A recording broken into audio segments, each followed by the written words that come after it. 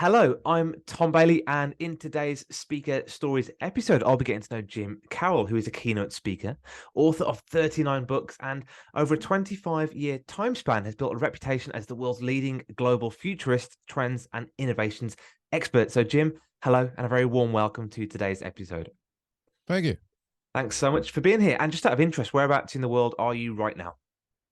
So I'm located in a little community outside of Toronto, Canada, called Guelph. The interesting thing is a big, great big world out there. So when you hit my website, the first number you get is Dallas. The second number you get is New York. The third is Hong Kong. The fourth is London. And the fifth is my Toronto number. Fantastic. And that sort of plays into what I do from an international perspective. Absolutely. Thanks for sharing that. And I know from reading your bio and your website that you featured over 3,000 interviews now. You've spoken to over 2 million people from stage.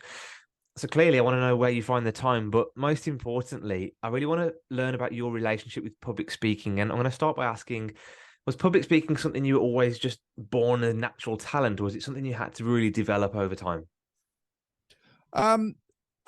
That's a complicated question. Like anything, I've been at this for 30 years out on stage. So I mean, I've been at it for a long time. But there's kind of a fun story I tell on my website years ago. I mean, when I was like 8-9 years old, I was in something called the Optimist Club, and it was a public speaking course and competition. And I remember I went to the provincial championships and I lost to this whiny kid who had a really whiny voice, and it really bugged me. I think it traumatized me for life. But no, I just completely fell into this by complete accident. Yeah. And I guess thinking back to that competition when you were young, did you have any fears around public speaking, or again, were you quite confident at that age? No, I think I was pretty confident. I mean, the thing with me is I in Canada, we had something with kids. We accelerated. So halfway through grade 2, they pushed me out of grade 2 and they put me into grade 4. So I was always a year and a half, 2 years younger than all the other kids. So I think I had to work extra hard, in terms of my confidence and my ability to stand up for myself. And, maybe that bled into my personality. Yeah. So, I mean, when I got, on stage in front of groups way back in the early days, 92, 93, it wasn't easy, but it wasn't something that was terrifying. Okay, fantastic. So a lot of the audience that listen to the podcast are what I'd call aspiring speakers. So some of them have a fear of public speaking, but they're just really drawn to it for whatever reason. Others, they're naturally confident, but they just don't really know how to cross that hurdle and become a public speaker. So I guess, have you got any advice for both categories? Aspiring speaker who's pretty scared of it, and aspiring speaker who doesn't really know where to start to become a keynote speaker? Play the clubs. This is like a rock and roll career. I mean, in my case, you started out with the small clubs, small audiences. I mean, I remember I had an event, I had 10 people in the room, and it was, set for 100. It's sort of playing the clubs. You're getting out there, you're honing your craft. The more of it you do, the better you get. I ski, and it's just like skiing. I mean, you got to put in a lot of mileage. You got to do a lot of twists and turns to get your technique down. I mean, that's really the only advice I can give. It's not something that is magic. It's not a career that is particularly today easy to step into. I mean, if I get one question from people, it's, well, I want to become a speaker. How do you do that? And my first bit of advice is, well, it's a crowded market. Right now. Everybody wants to be a speaker. And so I think not only do you need to get out there and play the clubs, but I think you need to keep your expectations in check. Yeah, completely understand that. Now, one thing a lot of the speakers tell me is to, you kind of alluded to this, but choose your niche, choose your lane, choose your expertise, because it's such a crowded market. You really do need to find that lane, I guess. But with you, I've noticed that you spoke in insurance, in agriculture, in retail, in technology. How have you managed to speak in so many different audiences and industries? Well, but I do have a niche. I mean, I'm represented by most of the major global speakers bureaus in Washington, Speakers Leading Authorities, APB, Big Speak, Harry Walker.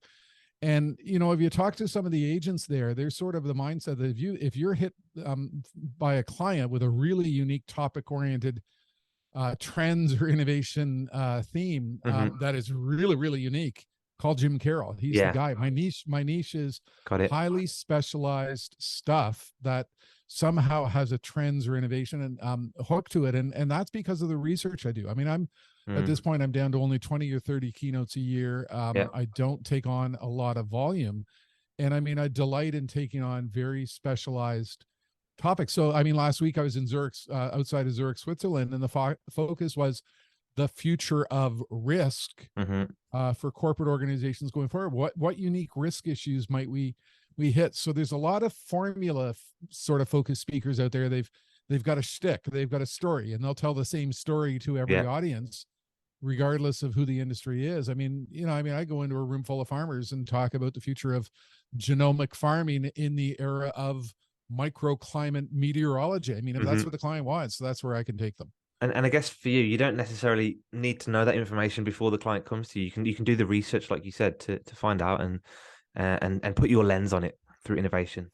Well, but I do a bit. Well, I mean, when you've been at this for 30 years, you've got a tremendous amount of experience under your belt. So, I mean, I've actually spoken about meteorology and microclimates, in farming for a number of groups.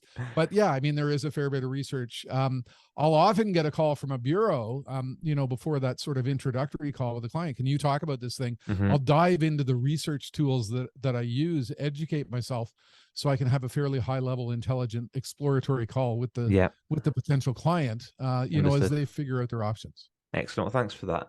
And one thing that I like to always ask as well is, and you mentioned working the clubs, getting out there and really honing your skill in those clubs.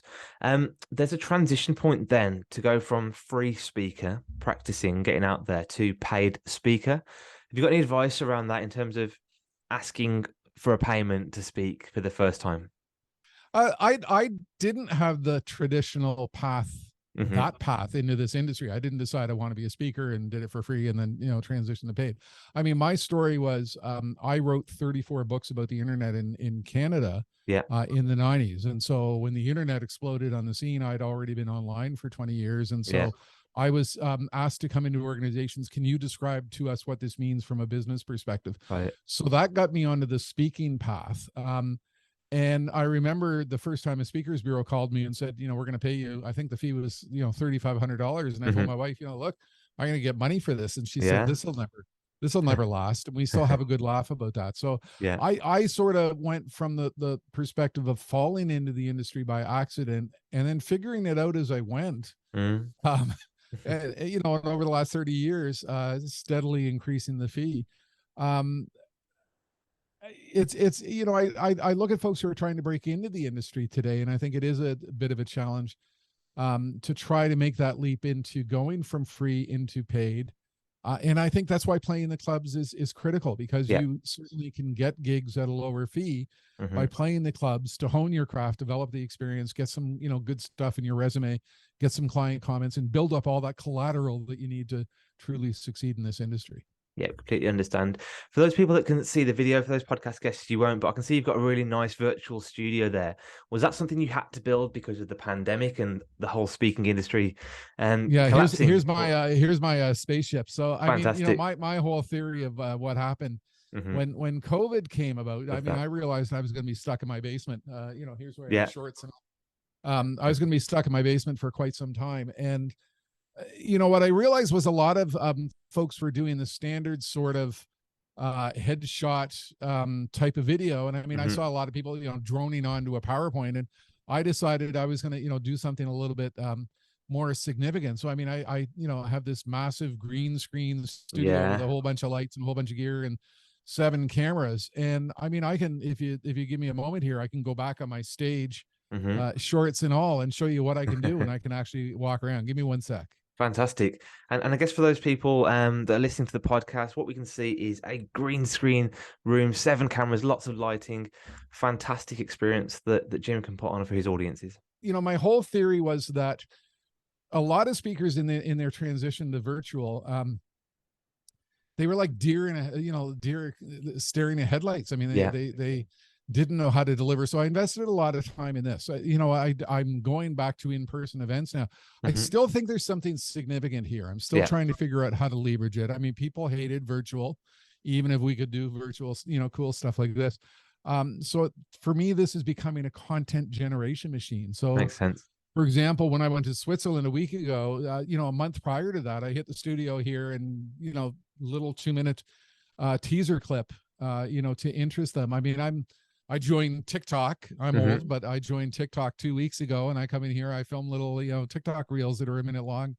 It's a content generation machine, and Yeah, I think there's a lot of potential where I can continue to go with this. I mean, who else has a spaceship in their basement with love that. planets flying by? Yeah, I love that.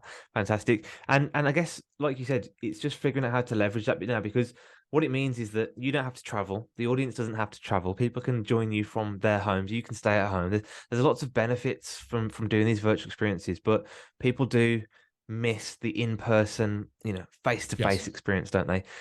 So it's just trying to figure out how we can make the most of this hybrid world, I guess, going forward.